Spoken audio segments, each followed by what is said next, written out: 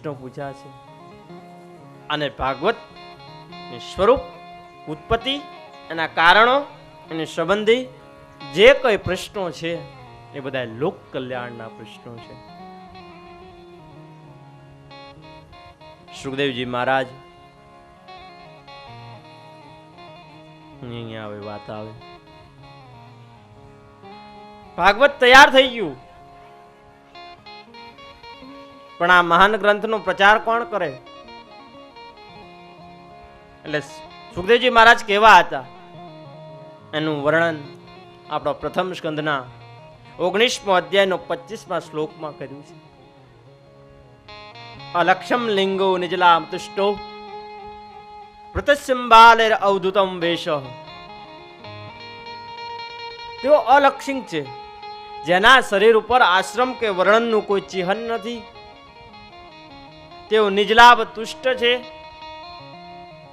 પોતાના આત્માને ઓળખી લીધો છે, પૂરેપૂરું પ્રસન્નચિત અવધૂત વેશ છે, દિગંબર અવસ્થા છે અને 16 વર્ષની ઉંમર. આ સુખદેવજી મહારાજનો વેશ છે. સુખદેવજી મહારાજને દેહની દ્રષ્ટિ નહોતી, પણ દેવની દ્રષ્ટિ હતી. દેહ કહેતા શરીર અને દેવ કહેતા પરમાત્મા. શરીર ઉપર દ્રષ્ટિ રાખશો તો ક્યારે તમને પરમાત્માની દ્રષ્ટિ નહીં થાય. માટે દેહની દ્રષ્ટિ નહીં, પણ દેવની દ્રષ્ટિની જરૂર છે. સુખદેવજી એક વખત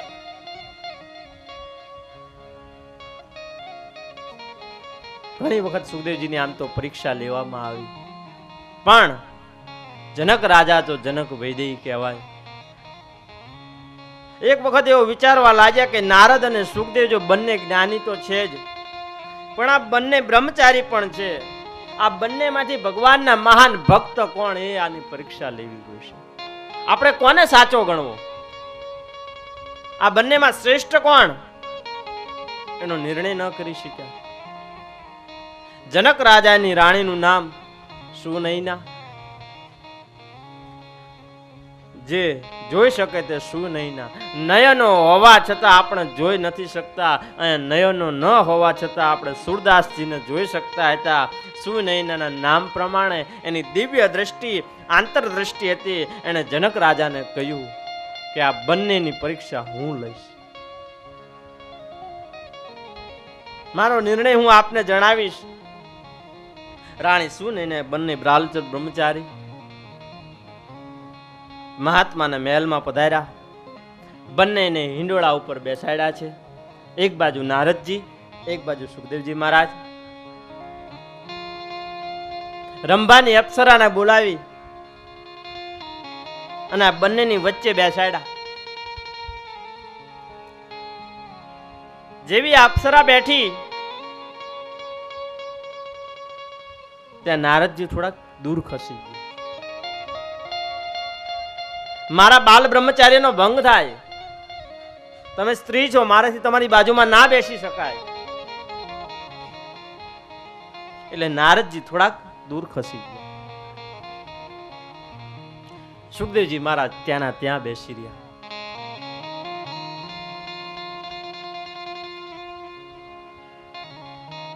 સુનૈના રાણીએ નારદજીને પ્રશ્ન કર્યો, તમે કેમ ખસી ગયા?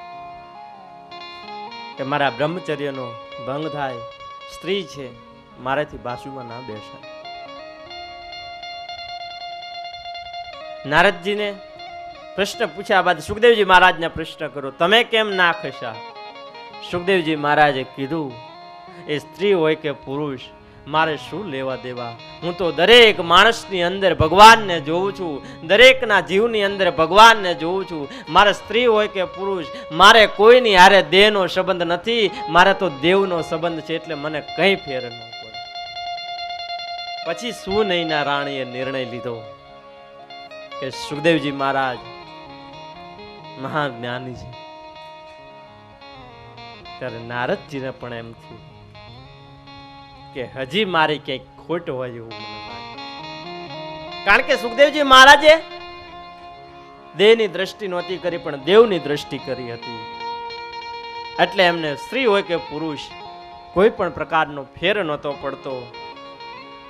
આવા સુખદેવજી મહારાજ સગુણ ઉપાસક, પૂર્ણ સ્વરૂપ કૃષ્ણના ગુણાનુવાદ કરે. પણ પરમ આશ્ચર્યની વાત એવી છે, એવું તો કેવી રીતે બની શકે કે આટલા અવધૂત દિગંબર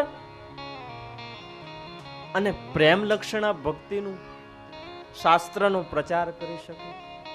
બહુ થોડુંક અઘરી વાત કહી શકાય.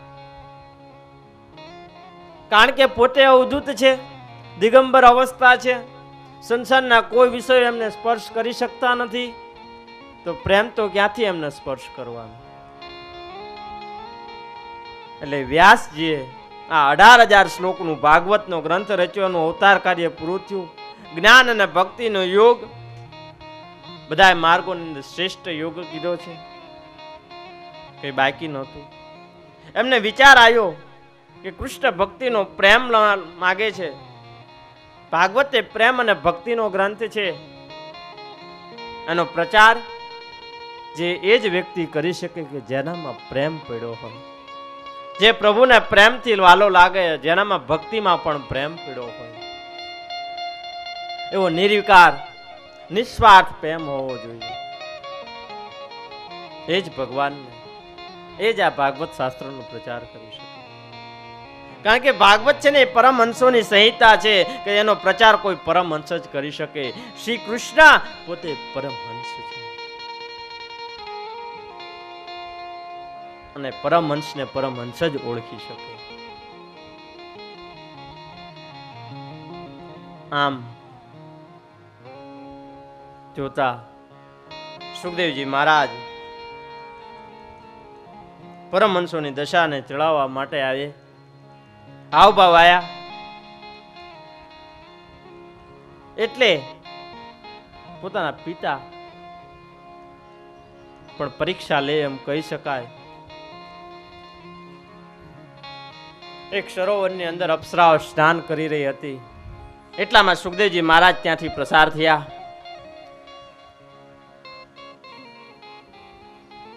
સુખદેવજી મહારાજને કોઈ ફેર ન પડ્યો. સુખદેવજી મહારાજ પોતાની ધૂનમાં, પોતાની લતમાં સાનામાના ચાલા ગયા. ત્યાં પાછળ ને પાછળ વેદવ્યાસજી મહારાજ નીકળ્યા. વેદવ્યાસજી આ સ્ત્રીઓને જોઈ, અપ્સરાઓને કીધું, તમે કે વસ્ત્રો ધારણ કરી લો.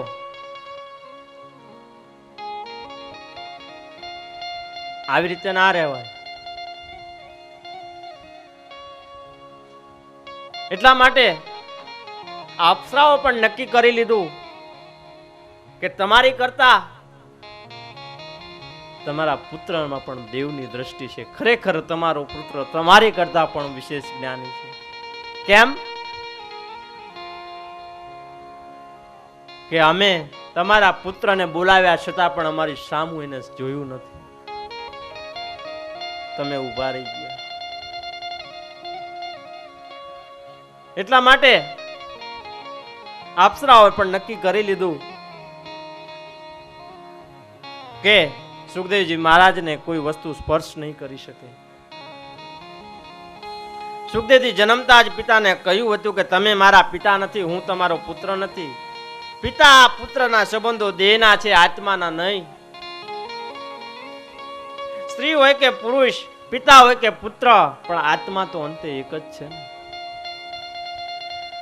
આ જગતની અંદર નિર્ગુણ બ્રહ્મમાં ધ્યાન અને લીત થયો, પણ આત્માને જ ઓળખવો એ જ સાચો છે.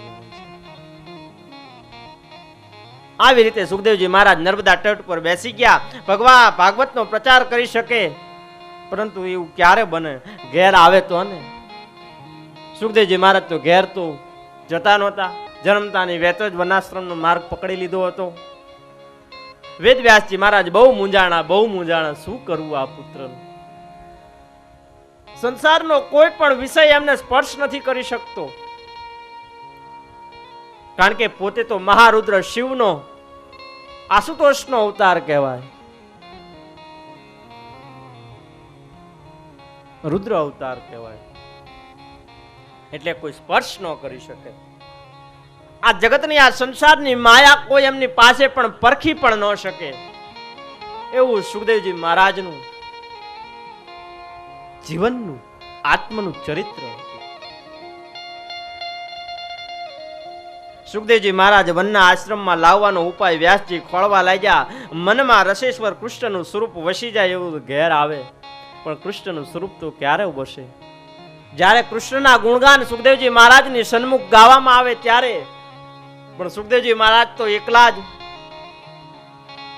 ફક્કડની જેમ બધે ફર્યા કરે, એકલા રહીને તપ કરે, કોઈના સંપર્કમાં આવે નહીં. આમને કૃષ્ણની વાત પણ કઈ રીતે કરે?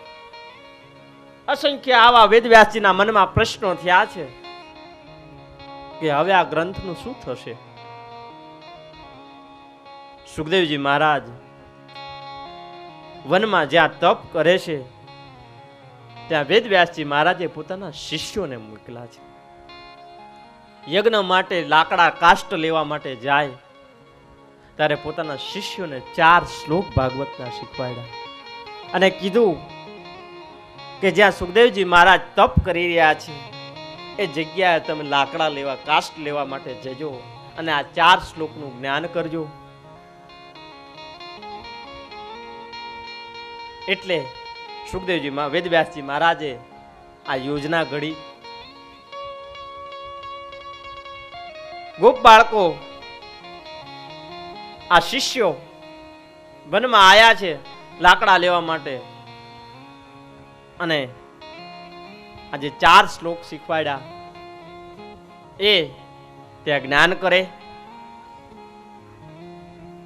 શ્રી કૃષ્ણના મોરનો મુંગટ ધારણ કર્યો છે, કાનના કરણના પીળા પુષ્પો છે, શરીર ઉપર પિતાંબર છે, વૈજયંતી માળા છે, રંગમંચ ઉપર અભિનય કરતા હોય એવો નટરાજ જેવો વેશ છે. વાંસળીના છિદ્રો વડે આખા જગતને તન્મયતાની અંદર તરબોળ કરી દે. ગોપ બાળકો અને કીર્તિઓનું જ્ઞાન કરે. કૃષ્ણના ચરણ વૈકુંઠમાં શ્રેષ્ઠ વૃંદાવન ની અંદર રમણ કરે છે. સુખદેવજી મહારાજે આ કથાનો આ શ્લોકનો ભાવાર્થ સમજ્યા. શ્લોકે કીધું, સુખદેવજી મહારાજ બોલ્યા છે, વાહ મારા પ્રભુનું કેવું અદ્ભુત રૂપ, કેવો રમણીય પ્રવેશ, નિર્ગુણ તેજોમય સ્વરૂપ, સગુણ શ્યામ સુંદર કૃષ્ણ સ્વરૂપનું ધ્યાન કરવાનો કેટલો આનંદ આવે. આવો નિશ્ચય મનમાં થયો. સુખદેવજી મહારાજ કે હું તો સગુણ સાકાર પ્રભુનું ચિંતન કરીશ. વળી પાછો વિચાર બદલ્યો કે પૂર્ણ બ્રહ્મ સગુણ સાકાર સ્વરૂપ એટલે કનૈયો થાય, નંદન વંદ નંદ યશોદાનો લાલ, એનું ચિંતન કરું અને જો મારા હૃદય કમળમાં પધારે તો મારી પાસે ઘણું માગે, માખણ માગે, મિશ્રી માગે, કારણ કે કનૈયાને તો બધું માગી માગી ખાવાની ટેવ છે. સુખદેવજી મહારાજ કે હું તો દિગંબર છું, મારી પાસે કોઈ વસ્ત્ર પણ નથી અને આ કનૈયો માગશે તો હું આપીશ શું એને? કનૈયાને તો માગી નાગીને ખાવાની મોટામાં મોટી કુટેવ છે. નંદ બાબાને કેટલું હતું, 9 લાખ ગાયું દાનમાં આપી દીધી હતી તો પણ કનૈયો તો માગી માગીને જ ખાતો હતો. મારે નથી કરવું આ સગુણ સાકાર કનૈયાનું ધ્યાન, માગે તો હું આપીશ શું? નિર્ગુણ બ્રહ્મનું ધ્યાન સારું પણ કોઈની અપેક્ષા રાખવી એ સારું નહીં. સુખદેવજી મહારાજ આટલું વિચારે ત્યાં પેલા શિષ્યો બીજા શ્લોક ચાલુ કર્યો. લેભે ગતિમ ધાતુ ચિતામ તન્નોહમ કમ દયાલુ શરણમ પ્રજે. કે જે પૂતનાને પૈપાન વખતે જે ઝેર હતું એ ઝેર પીને પણ, એ ઝેરમાં પણ દૂધ પીને પણ જો પૂતનાને મોક્ષ અપાવે એવો પ્રભુ છે. પ્રભુ કેટલો દયાળુ છે કે પોતે ઝેરમાંથી સારું દૂધ ગ્રહણ કર્યું અને જે ઝેર લઈને આયા હતા એને પણ મોક્ષ અપાયો. આટલો પરમાત્મા દયાળુ. શ્લોક સાંભળીને સુખદેવજીના મનનું છે ને સમાધાન થયું. કે પૂતનાને ઝેરમાંથી પણ દૂધનું અમૃત કરાયું, મોક્ષ અપાયો.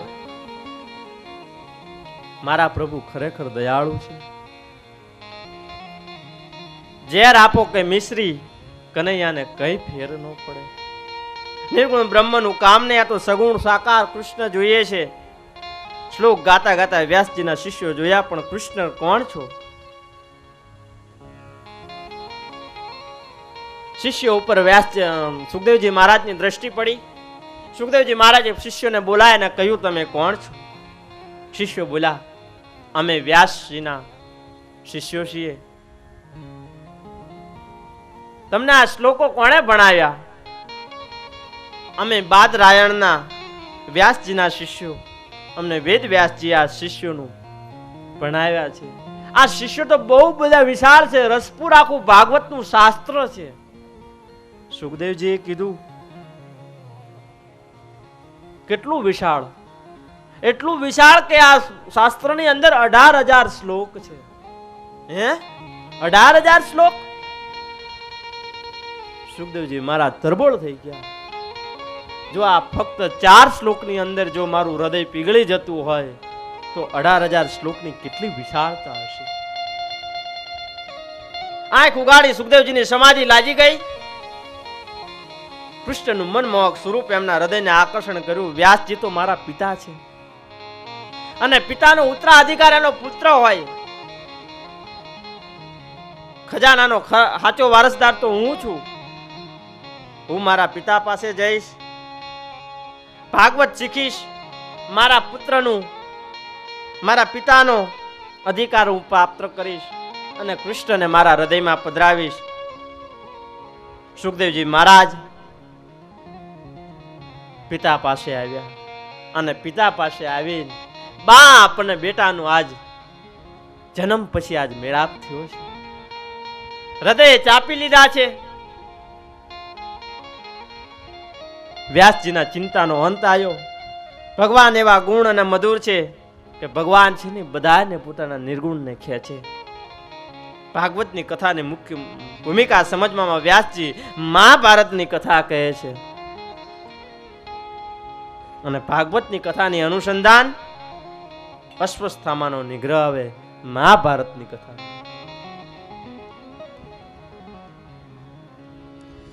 अथ श्री महाभारत कथा.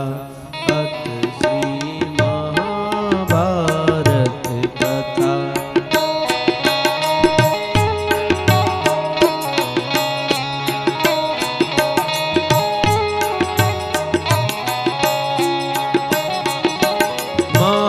महाभारत कथा.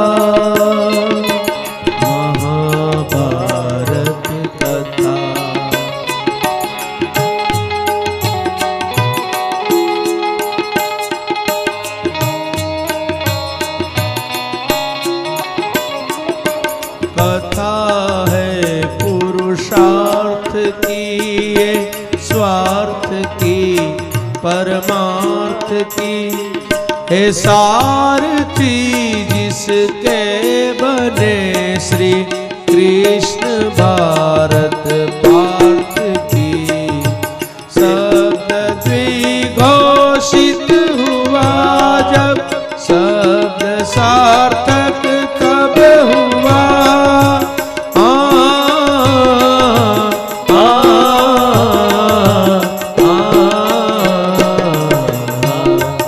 अथ श्री महाभारत कथा. अथ श्री महाभारत कथा. अथ श्री महाभारत कथा. અશ્વસ્થામાનો નિગ્રહ, એના પછી પરીક્ષિત રાજાના જન્મની કથા. મહાભારતનું યુદ્ધ થયું. 18 એક્ષણી સેનાનો વિનાશ થયો. ભૂમિ પર ભાર ઉતર્યો અને કૌરવ અને પાંડવના પક્ષના જે કૌરવના પક્ષે જે હતા એ વીર ગતિને પામ્યા છે. બચ્યા છે માત્ર આંગળીના વેઢે ગણાય એટલા વીર પુરુષો બચ્યા. ભીમકર્મા દુર્યોધનના સાથળ તોડી નાખ્યાનું લોહી પીને પણ પ્રતિજ્ઞા પૂર્ણાહુતિ કરી હતી. પરંતુ આ મહાભયંકર સંગ્રામ બચી ગયેલ દ્રોણ પુત્ર અશ્વસ્થામા મનમાં થોડીક વેરની વૃત્તિ ઘર કર્યું છે. પાંડવો મારા પિતાને દગાથી માર્યો છે. દુર્યોધન અધર્મની માયા અને પાંડવોના રક્ષા કરનાર ભગવાન શ્રી કૃષ્ણ સ્વયં, અને સામી સાથે હું એમની જોડે લડી શકું એવી તો મારી શક્તિ નથી. આ ઊંઘતા હોય તો પુત્રો સહિત હું એનો વધ કરીશ, પરંતુ રામ રાખે એને કોણ ચાખે? સુતેલા પાંડવો પ્રભુને જગાડ્યા અને સાથે આવવાનું કહ્યું કે પાંડવો કૃષ્ણનો દ્રઢ ઉપર વિશ્વાસ છે. પાંડવોને વિશ્વાસ છે કૃષ્ણ ઉપર દ્રઢ. એક પણ પ્રશ્ન ન પૂછ્યો. કૃષ્ણ સાથે ચાલીને ગંગાના કિનારે પાંડવો જતા રહ્યા. જ્યાં પાંડવો સુતા હતા તેમના પુત્રોને સુવડાવી દીધા. તંબુમાં દ્રૌપદીના બાલપુત્રો, પણ બાળકનો વધ કોણ કરે? કોઈ ન કરે.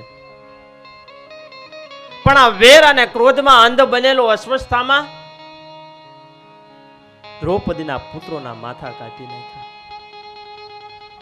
અને પુત્રોને એ રીતે હણા અને હણીને જોઈને દ્રૌપદી ખૂબ વિલાપ કરવા લાગી. ચોધાર આંસુએ રોવે છે અને રડતા રડતા અર્જુનને પ્રતિજ્ઞા લાગી કરી કે જે આત્તય બ્રાહ્મણનું મસ્તક હું એને લાવીશ.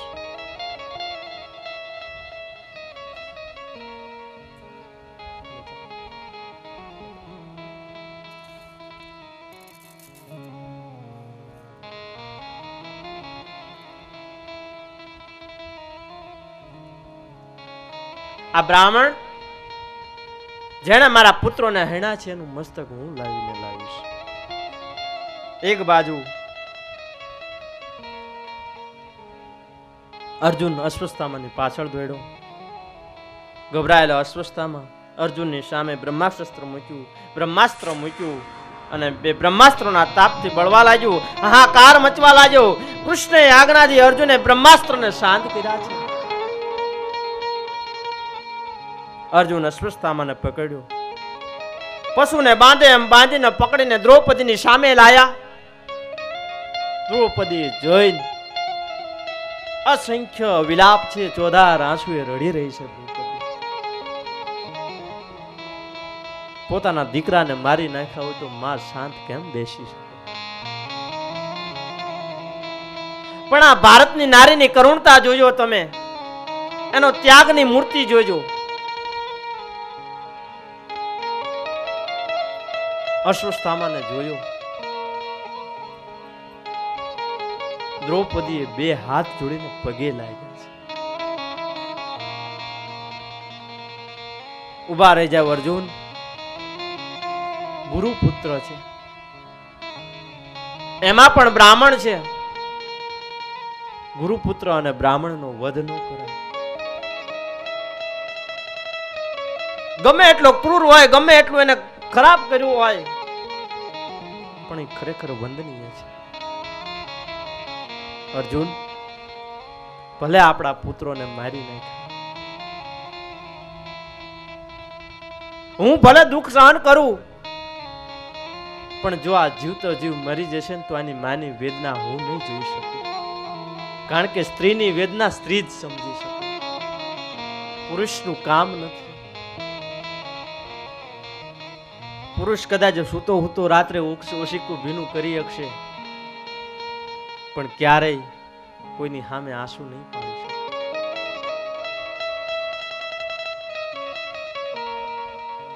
સ્ત્રી છે ત્યાગની, સમર્પણની મૂર્તિ છે. એનું જેટલું સમર્પણ આ જગતની અંદર કોઈ ના કરી શકે. દ્રૌપદી અશ્વસ્થામાની માની વેદના સમજી ગઈ કે મને જેટલી વેદના થાય છે, કાલ હવારે અશ્વસ્થામાં જો જતો રહે તો એની માને કેટલી વેદના થશે. હું ના જોઈ શકું. એક સ્ત્રી બીજી સ્ત્રીની વેદના ન જોઈ શકે.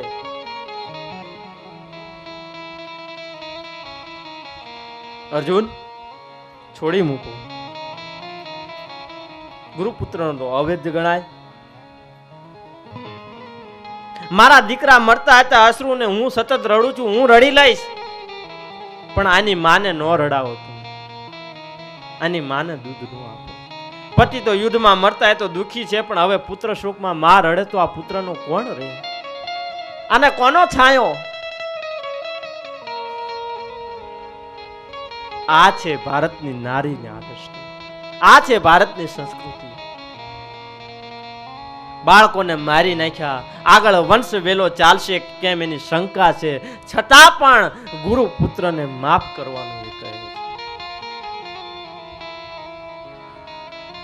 અર્જુન, સહદેવ, નકુળ, ધર્મરાજ, દ્રૌપદીના વાતમાં સૂર પૂર્યો. ભીમે કહ્યું એમ ન થાય, વધની સામે તો વધ જ હોય. કારણ કે ભીમ તો થોડો ક્રોધી છે. હવે શું કરવું પ્રશ્ન થયો છે. યોગેશ્વર કૃષ્ણ કે ગુરુપુત્ર તો અવૈધ છે, દ્રૌપદીનું વચન સાચું છે, પણ અત્યાઈને મારવો જોઈએ. ભીમનું કથન સાચું છે. મેં શાસ્ત્રોમાં યાજ્ઞા કરી છે કે હે અર્જુન, મારી બંને યાજ્ઞાનું તું પાલન કર. કૃષ્ણ કહે છે તારે એને મારવો નથી, પણ મારા બરોબર એનું અપમાન કરવું. અર્જુન સમજી ગયો કે અશ્વત્થામાના માથામાં જે જન્મસિદ્ધ જે મણી છે એ મણીને ખેંચી કાઢો એટલે અશ્વત્થામા હરાવે. કારણ કે આ સમાજની અંદર, આ કુટુંબની અંદર, આ જગતની અંદર જે માણસ મરતા જેટલી એને પીડા ન થાય ને એટલી માણસને અપમાનથી પીડા થતી હોય છે. પોતાનું અપમાન એ મર્યા બરોબર અપમાન હોય છે. ક્યારેય કોઈનું અપમાન ન કરવું. કારણ કે જેટલું તમારા અપમાનથી જેટલી તમને વેદના થાય ને એટલી જ વેદના સામેવાળાના પોતાના અપમાનથી થાય છે. આપણો સનાતન ધર્મ તો એમ કહે કે જે વસ્તુથી, જે વિષયથી, જે વાતથી, જે કર્મથી આપણને દુઃખ થતું હોય ને એ કર્મ પણ આપણે બીજા સાથે ન કરવું. કારણ કે એ જીવ છે ને, જેટલી આપણને તકલીફ પડે છે એટલી જ તકલીફ એને પડવાની છે.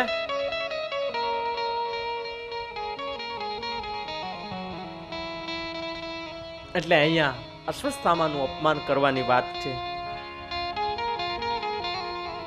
એટલે અશ્વત્થામાના માથે મુંડન કરાઈ નાખ્યું. મુંડન કરાઈને નાચી કાઢ્યું. અશ્વત્થામાનો નિરોધ થયો. અપમાન થયું એટલે અશ્વત્થામા વિચારે છે કે પાંડવોએ મારું ભયાનક અપમાન કર્યું છે, હું એનો બદલો લઈશ. આટલું પાપ કરવા છતાં હજી અશ્વત્થામા પાછો નથી વળ્યો. હજી એની બદલો લેવાની ભાવના, વેર વૃત્તિ હજી એટલી ને એટલી જ જગ્યાએ છે. ઉત્તરાના પેટની અંદર, ઉત્તરાના ગર્ભની અંદર જે બાળક છે ને એનો હું નાશ કરીશ. અશ્વત્થામા વિચારે પાંડવોનો વંશજ છે, આમ વિચારી પાંડવોના વંશનો નાશ કરી ઉત્તરાના ગર્ભ ઉપર બ્રહ્માસ્ત્ર છોડ્યું છે. બ્રહ્માસ્ત્રથી ઉત્તરાનો ગર્ભ છે એ બળવા લાગ્યો. ભગવાન યોગેશ્વર નારાયણ કૃષ્ણ પાસે દોડીને જાય ને અર્જુન પાસે નહીં. ભગવાનનું શરણ લેનારનું હંમેશા કલ્યાણ થાય. તમારી ઉપર આપત્તિ વિપત્તિ દુઃખદા જ્યારે આવી પડે તારે સમાજના મોભીઓના પગ પકડા વગરના સાના માના ભગવાનના પગ પકડજો, તમારું દુઃખ દૂર કરશે.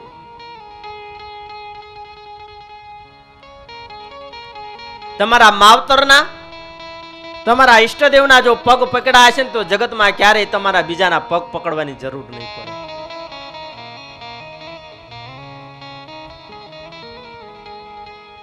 દ્વારકા જવા માટે રથમાં બિરાજવાની ભગવાન કૃષ્ણ તૈયારી કરે. ઉત્તરા દોડીને આવી, ભગવાનનું શરણ આપ્યું. ભગવાને સૂક્ષ્મ તેજોમય સ્વરૂપ ધારણ કર્યું. ઉત્તરાના ગર્ભની રક્ષા થઈ.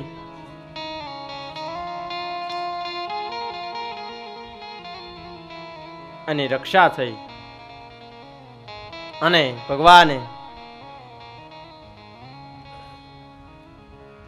પરીક્ષિતને જન્મ સુધાર્યો છે. દ્વારકા જવા માટે ભગવાન વિદાય લેવાની વાત કરે તા એટલામાં દ્રૌપદી આવ્યા, ભગવાનને નમન કર્યા અને ઉત્તરાને શિખામણ આપે છે કે જ્યારે જ્યારે મારા ઉપર આફત આવી પડે ત્યારે મેં કૃષ્ણનું શરણ માંગ્યું હતું અને કૃષ્ણની કૃપાથી મારી આફત દૂર થઈ છે. કૌરવોની સભામાં પાંડવો જ્યારે જુગારમાં મને હારી ગયા ત્યારે દુષ્ટ દુર્યોધને ભરી સભાની અંદર મારા વસ્ત્રહરણ કર્યું ત્યારે 999 નાડીના ચીર મારા કૃષ્ણએ પૂર્યા હતા. ત્યારે કૃષ્ણએ મારી લાજ રાખી હતી.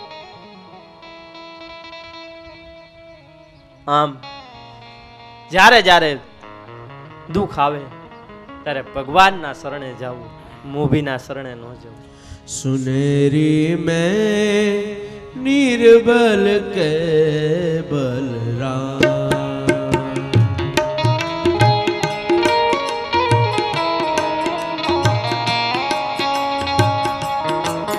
ओ जब लगी गज बल अपनो बरत्यो नेक शरो नहीं खा एक सरयो नहीं का निर्बल हुए बलराम पुकारो निर्बल हुए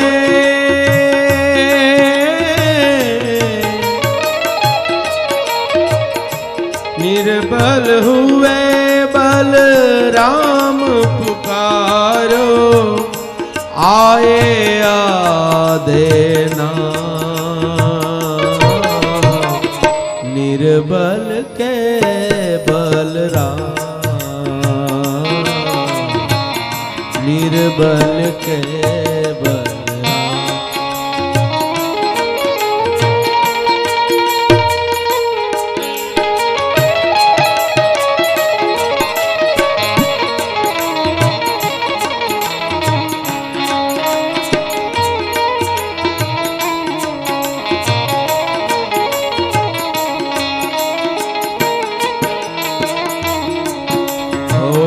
द्रुपद सुता निर्बल बैता दिन तजियाए निज दान तजियाए निज दान दुशासन की भुजा थक गई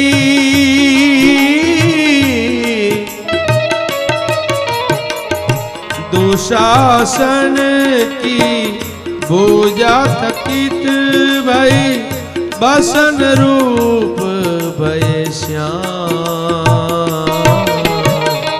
निर्बल के बलराम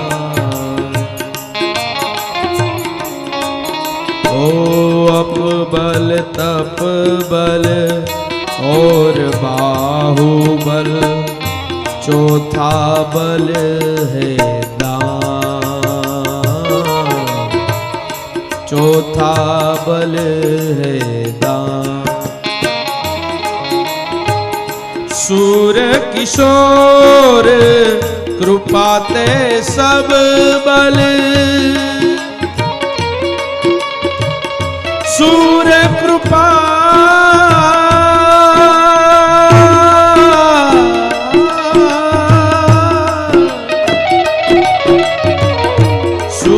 किशोर कृपाते सब बल हारे को हरिना निर्बल के बलराम निर्बल के बलराम सुनेरी में निर्बल के बलराम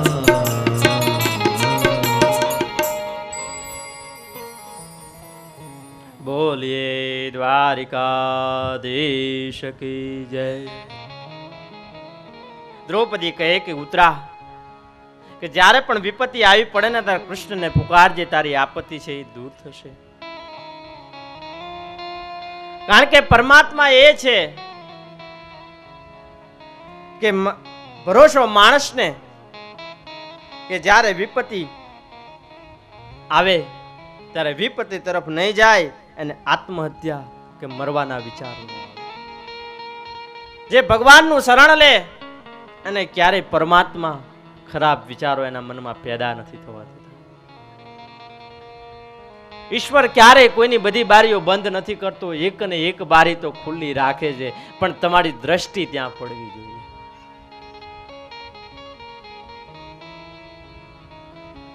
પરીક્ષિતનું રક્ષણ કરી ભગવાન કૃષ્ણ દ્વારિકા જવા માટે રથમાં બિરાજે છે. ત્યાં એટલામાં કુંતા માતા દોડતા દોડતા આવ્યા. કુંતાજી તો કૃષ્ણના સાચા સ્વરૂપનું જ્ઞાન થયું, કૃષ્ણ ગમે છે, 24 કલાક કૃષ્ણને નિહાળવા ઝંખે. કૃષ્ણ મારા ક્ષણ માત્ર દૂર ન થાય એવું કુંતા માતા. દારૂક ભગવાનનો રથ ઉપાડે ત્યાં કૃષ્ણની દ્રષ્ટિ કુંતા માતા ઉપર પડી. કુંતા માતા બે હાથ જોડીને ઊભા છે. કૃષ્ણએ કહ્યું, દારૂક સારથી રથ ઉભો રાખો, જતા જતા મારા ફૈબાને મળી લો. કુંતાજી કૃષ્ણને વંદન કરે. કૃષ્ણ કહે, ફૈબા તમે મારા ફૈબા થાઓ, તમારાથી મને વંદન ના કરાય, મારાથી મને પગે ના લગાય. હું તમારો ભત્રીજો છું, તમે મને પ્રણામ ન કરો. કુંતાજી કહે, આજ સુધી મેં તમને મારા ભયના દીકરા સમજતી હતી, પણ મને તમારા સાચા સ્વરૂપનું જ્ઞાન થઈ ગયું, સાચા સ્વરૂપનું ભાન થઈ ગયું છે. મહાભારતના યુદ્ધ પછી મને ખબર પડી કે તમે જે કઈ છો એ જ પરમાત્મા તમે જ છો. અને યોગીઓ, આ જગતના જોગીઓ બધા તમારું નિરંતર ધ્યાન ધરે છે. તમે જ જગતના માતા છો ને તમે જ જગતના પિતા છો. જે કઈ છો એ તમે છો. કુંતાજી મર્યાદાનું સ્વરૂપ, યશોદાજી માતાનું પૃષ્ઠ ભક્તિ અને મર્યાદા ભક્તિનો દાસત્ય ભાવ. કુંતા માતા છે કૃષ્ણ ભગવાનની સ્તુતિ કરે છે. નમો પંકજનાભાયમ નમઃ પંકજ માલિને નમઃ પંકજ નેત્રાય નમઃ પંકજાધય.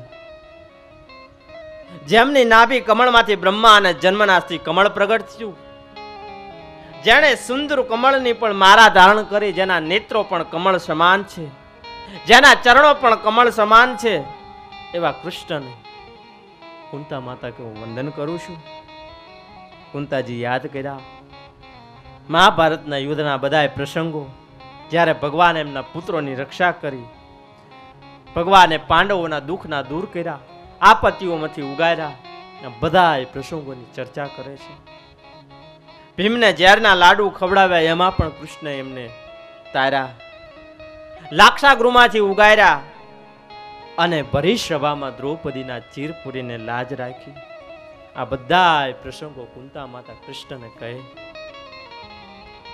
કૃષ્ણ વિનવે કે નાથ, અમારો ત્યાગ ન કરો, મને એક વરદાન આપો, પછી તમે દ્વારકા જાઓ. કુંતાજી વરદાન માગે. પહેલા કદી કૃષ્ણ પાસે માગ્યું નહીં એવું વરદાન માગે છે. શું માગે છે? વિપદમ સંતુ ન સ વિપદન સંતુ નહમ સસ્વત્ર તત્રહમ જગદગુરુ ભવતો દર્શનમ યત્સ્માતમ પુનર્ભવમ દર્શનમ પુનર્ભવમ દર્શન. કુંતાજી માગ્યું. કુંતાજીએ શું માગ્યું છે? કૃષ્ણ પાસે દુઃખ માગ્યું છે, કૃષ્ણ પાસે વિપત્તિ માગી છે, કૃષ્ણ પાસે આપદા માગી છે.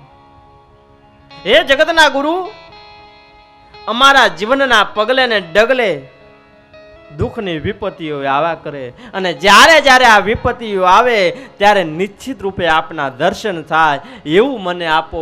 કારણ અમારી ઉપર વિપત્તિ આવશે, અમારી ઉપર દુઃખ આવશે ત્યારે તમે અમને નિત્ય દર્શન કરવા માટે આપશો. એટલા માટે અમને વિપત્તિને દુઃખ આપો.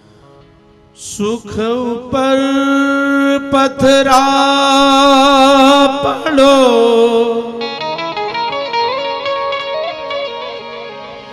રામ હૃદયથી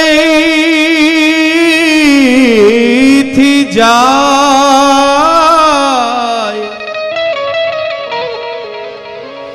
એ સુખ ઉપર પથરા પડો. અરે રામ હૃદયથી જાય. ए बलिहारी वो दुख की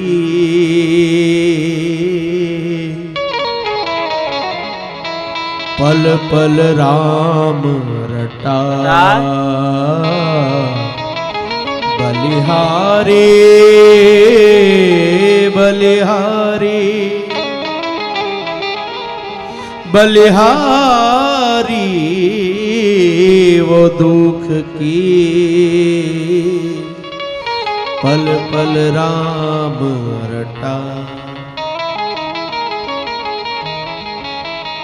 દુઃખથી ભગવાનના દર્શન થાય ને તો એ વિપત્તિ નો કહેવાય, એ દુઃખ નો કહેવાય, પણ પ્રભુનો આભાર માનવો, પ્રભુનું સ્મરણ કહેવાય. દુઃખ હશે તો પ્રભુનું વિસ્મરણ નહીં થાય, કારણ કે સુખમાં છે ને માણસ સકી બહુ જાય છે.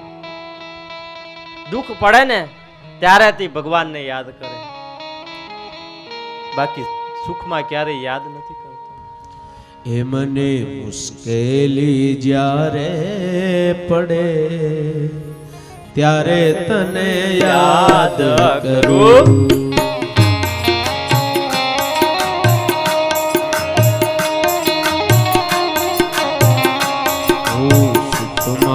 વિસારું તને, દુઃખોમાં હું યાદ કરું.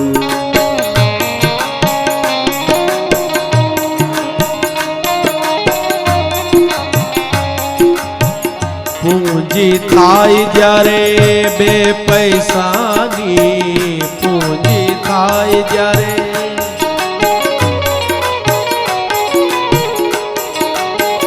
પૂંજી થાય જ્યારે બે પૈસાની, ત્યારે બનું બહુ અભિમાની. જ્યારે ખાવાના ફાંફા પડે ત્યારે તને યાદ કરું. ખાવાના ફાંફા પડે ત્યારે તને યાદ કરું. મુશ્કેલી જ્યારે પડે ત્યારે તને યાદ કરું.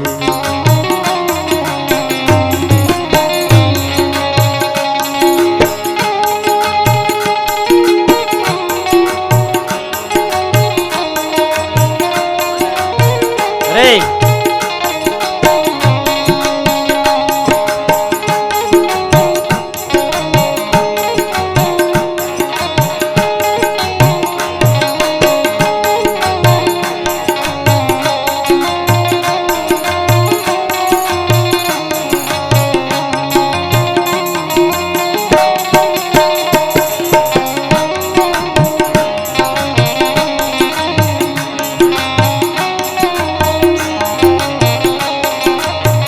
સાથે હોય જ્યારે બે સંગાથી, સાથે હોય જ્યારે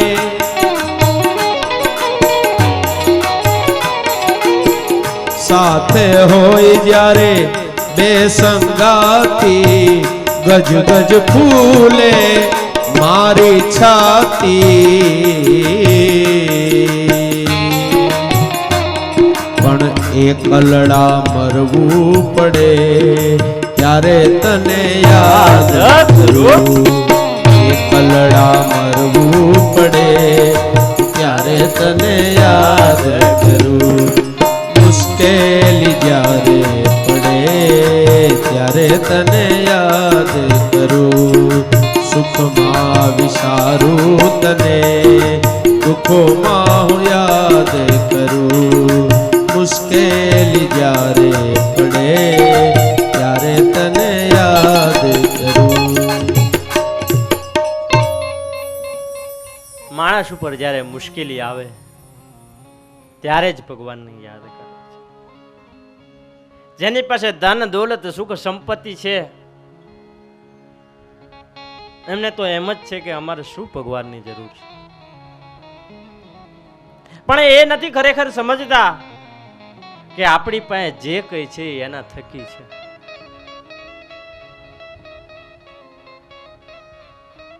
સુખમાં બહુ શકી ન જવાય અને દુઃખમાં બહુ વિસરાય ન જવાય.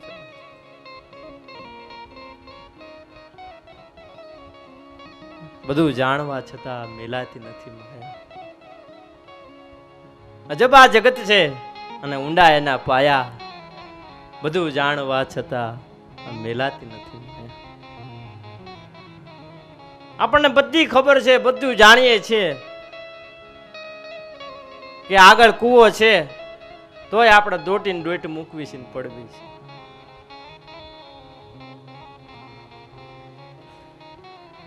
માટે દુઃખમાં હોય કે સુખ હોય નિરંતર પ્રભુના સ્મરણ કરવું, નિરંતર પ્રભુનું ધ્યાનમાં રાખવું.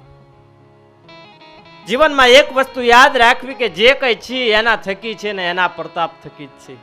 કઈ લઈને આયા નથી ને કઈ લઈને જવાના નથી.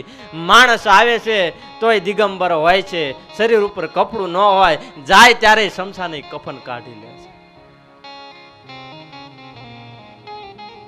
જન્મે તોય ખીચા વગરનું કપડું અને જાય તોય ખીચા વગરનું જ કપડું. અને માણસ જન્મે તો એનો વજન 2.5 કિલો હોય અને મરે તોય એની રાખનો વજન 2.5 કિલો જ હોય.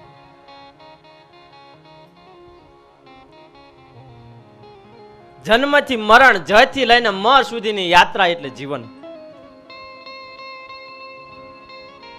તેમ છતાં કેટલી બધી વિડંબનાઓ, કેટલી બધી ઈચ્છાઓ અને કેટલી બધી માયાઓ. આંખ ઉપર માયાનો પડદો લાગી જાય છે ને, પણ જગતમાં ક્યારે પછી ઈશ્વર દેખાય નહીં તમને. ભગવાનને જોવા હોય ને તો પેલા માયાનો પડદો આંખ ઉપરથી હટાવવો પડે. તમારા પાપણની અંદર માયાનો પડદો લાગ્યો.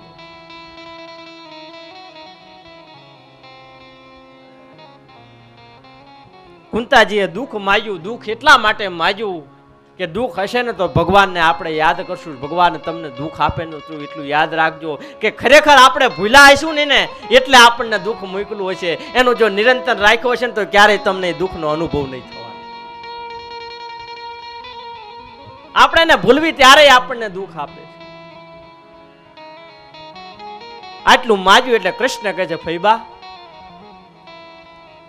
સુખેથી સુખ ભોગવવાનો સમય આવ્યો તો તમે દુઃખ કેમ માગ્યું? કુંતા કે કૃષ્ણ, હે પરમાત્મા, મેં જે માગ્યું છે ને એ તમે મને આપો. જો દુઃખ હશે ને તો તમે અમારી સાથે રહેશો. દ્વારકા જવું થોડી વાર છોડીને પાછા હસ્તિનાપુરમાં આવ્યા છે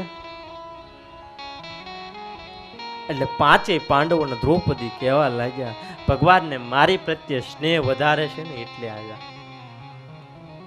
સબસે ઊંચી પ્રેમ સગાઈ.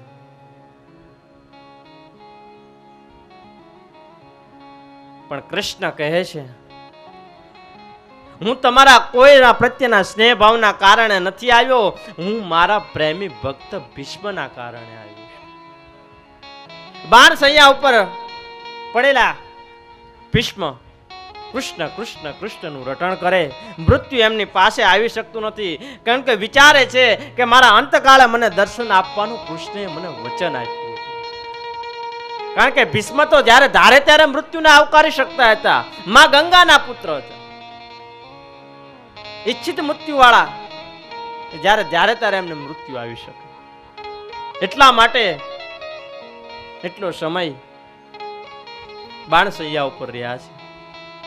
ભીષ્મે ભગવાનને વચનથી બાંધ્યા હતા. મહાભારતનું જ્યારે યુદ્ધ ચાલતું હતું, પાંડવોનો વિજય દેખાતો હતો, ત્યારે દુખી હૃદયે દુર્યોધને દાદાજીને કહ્યું, દાદાજી 8 દિવસ થઈ ગયા છે, અમે પાંડવોને કોઈ મારી નથી શકતા, તમે પાંડવોને પ્રેમ કરો છો, એની સાથે મન મૂકીને તમે લડતા નથી.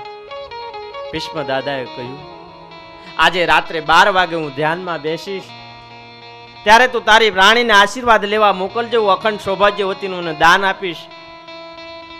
કૃષ્ણ તો શરૂઆતમાં છે, તન કી જાહે મન કી ચાહે, ચાહે ચિત્ત કી ચોર. બધાનું મનની વાત જાણી લે છે. આ વાત કૃષ્ણને જાણીને કૃષ્ણને થોડી ચિંતા થઈ. દુર્યોધનની પત્ની ભાનુમતી પાસે ગયા. ભાનુમતી, દાદાજી તો ઘરના જ છે ને, આજે એમની પાસે જવાની શું ઉતાવળ કરો છો? કાલે જજો ને. ભાનુમતી કૃષ્ણની વાત માની લીધી. કૃષ્ણે દ્રૌપદીને કીધું, બેન જાગો, ભીષ્મ પિતાના તંબુમાં પાસે જાઓ. ભગવાન પોતે 12 ચોકીદાર તરીકે બહાર ઉભા રહ્યા. દ્રૌપદીને સમજાવ્યા. દાદા ભીષ્મના તંબુમાં દ્રૌપદી ગયા. દ્રૌપદીજી તંબુમાં દાદાને પ્રણામ કર્યા છે, પણ ભીષ્મના મનમાં શું છે? ભાનુમતી છે. દાદા સમજી ગયા અને આશીર્વાદ આપી દીધો, અખંડ સૌભાગ્યવતી ભવ. દ્રૌપદી કહી, દાદાજી તમારો આશીર્વાદ હું માથે ચડાવું છું. અવાજ સાંભળી દાદા પૂછે, દેવી કોણ છો તમે? દ્રૌપદીએ પરિચય આપ્યો. ભીષ્મ દાદા કહે, દ્રૌપદી મારો આશીર્વાદ ક્યારેય વ્યર્થ ન જાય, યુદ્ધમાં પાંડવોનો વિજય નિશ્ચિત છે. દાદાજી વિચારે, દ્રૌપદી અહીં કોણ લાવ્યું? મારી દ્રષ્ટિએ તો કૃષ્ણ સિવાય બીજો કોઈ હોય ન શકે. દોડતા દોડતા દાદા તંબુની બહાર આવ્યા. ભગવાન ફાનસ લઈને તંબુની બહાર ઊભા છે, મંદ મંદ હસે છે. કૃષ્ણને જોયા. અત્યારે તો હું તમારા દર્શન કરું છું, પરંતુ અંતકાળે મને તમારું દર્શન થાય એ મને ખબર નથી. મારી એક વિનંતી છે, મને એક વચન આપો કે મને અંતકાળે દર્શન આપશો, તમે મારું મરણ સુધારશો. કૃષ્ણે દાદાને વચન આપ્યું અને એ પાળવા માટે કુંતાજીના મહેલમાં નીકળી ભીષ્મ દાદાની બાણ શૈયા ઉપર ગયા છે. ભીષ્મજીની સ્તુતિ કૃષ્ણ કરે. इतना तो करना स्वामी, इतना तो करना स्वामी, जब प्राण तन से निकले गोविंद नाम लेकर, जब प्राण तन से निकले.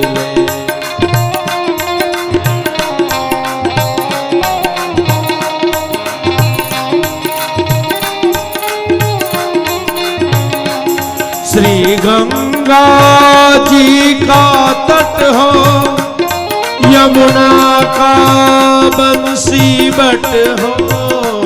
श्री गंगा जी का तट हो, यमुना का बंसी बट हो, यमुना का बंसी बट हो. मेरा सांवरा निकट हो, जब प्राण तन से निकले. मेरा सांवरा निकट हो, जब प्राण तन से निकले.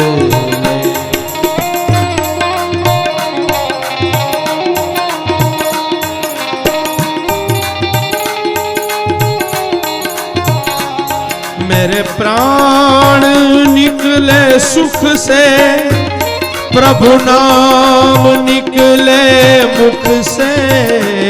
मेरे प्राण निकले सुख से, प्रभु नाम निकले मुख से. प्रभु नाम निकले मुख से, बच जाऊं घोर दुख से, बच जाऊं घोर दुख से जब प्राण तन से निकले। इतना तो करना स्वामी जब प्राण तन से निकले।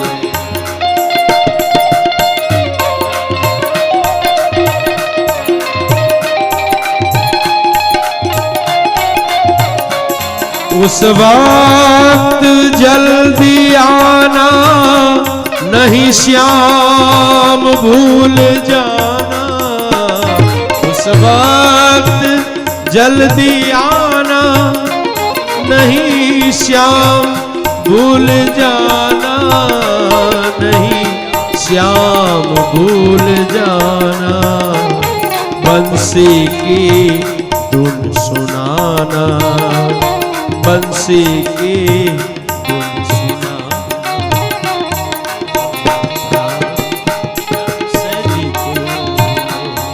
इतना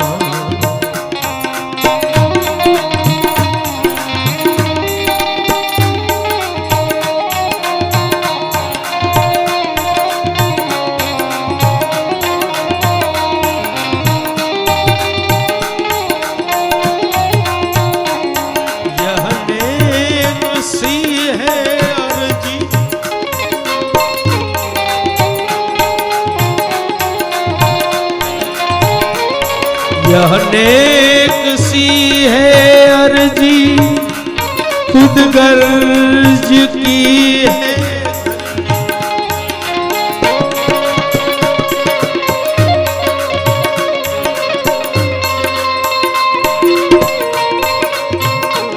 खुद गर्ज की है गर्जी। फिर आगे मर्जी। फिर आगे मर्जी। जब प्राण तन से निकले। इतना जब प्राण तन से।